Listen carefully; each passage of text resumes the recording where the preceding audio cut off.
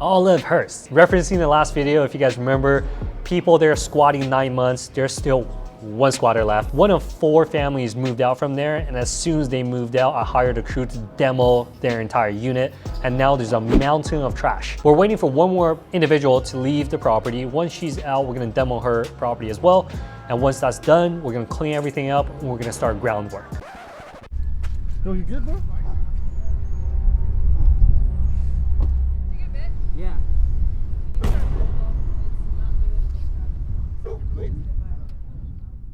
So Olive Hearst, this is just a very unique property. As you guys can see from last videos, we're constantly having issues with the tenant turned squatter who wouldn't leave, who's preventing us from developing the land. And then once we got a set of them to leave, we demolished their unit right away. And thus you will see the pile of debris on the right. And we couldn't move it because it actually started raining and all these debris become very heavy. So we actually needed to be dry so that when we load it into these container bins, it's not going to cost us an arm and a leg. And then just to give you guys a heads up on the video that you're going to see today, I received a text message this morning, okay? And you guys will see the pictures on the screen here. But essentially, it's more squatters that moved onto the property illegally. All right, so when I saw this picture, there's 3-4 new campers, and then there's a bunch of cars there. It's not supposed to be there. We already have problem with one squatter. Now we have problem with all these other squatters. So I immediately sent my property management team out, along with the videographer, to check out what's happening, and then hell broke loose.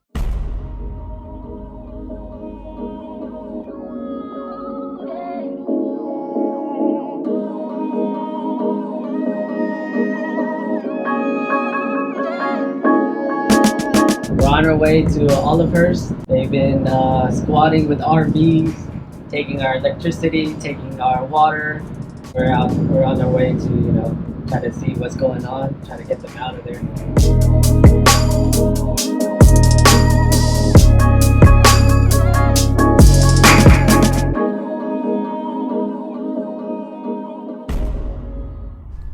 Yo, you good, bro?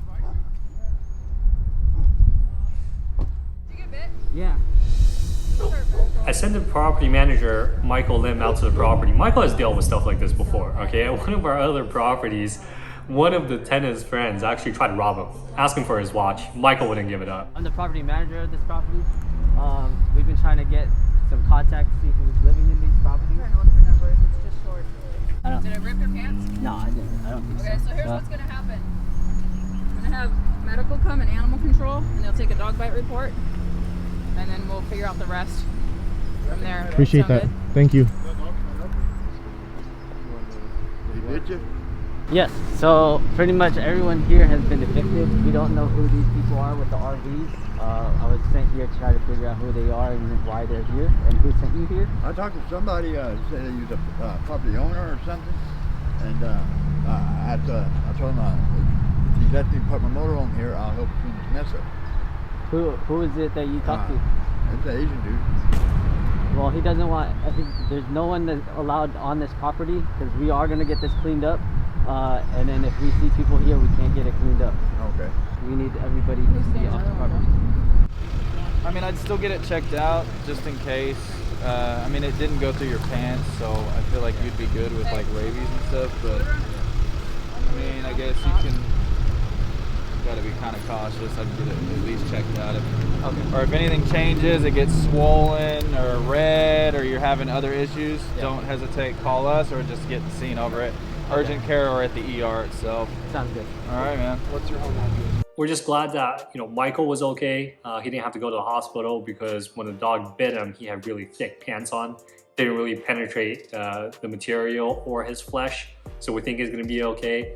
And I want to thank the sheriff's department for being there and stepping up right away because they weren't even at the property. They were just around the property, and from what I heard, they saw what happened and then instantly intervened.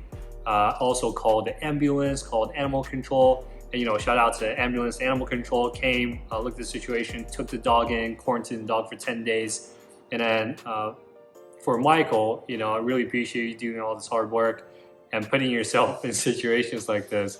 But you know, I'm laughing, but man, this could have turned out so much worse. But I'm glad it turned out the way it did.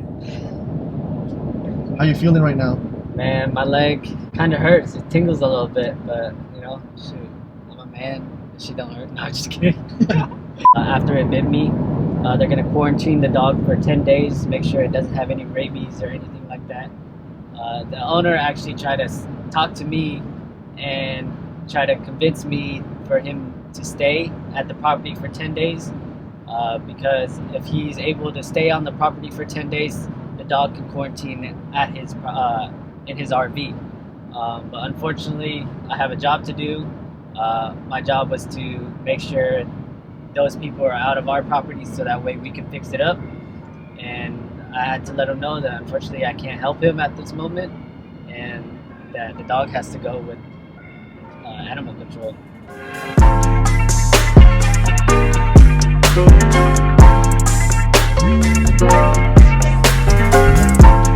I just want to show some love to all the property managers out there who have to deal with this type of conditions, these type of tenants on a day-to-day basis. You know, you guys are doing a great job. Thank you guys for helping. And for every single person that is watching, go ahead and hit that subscribe button and then click on that little bell so you get notifications whenever we post videos, and stay connected.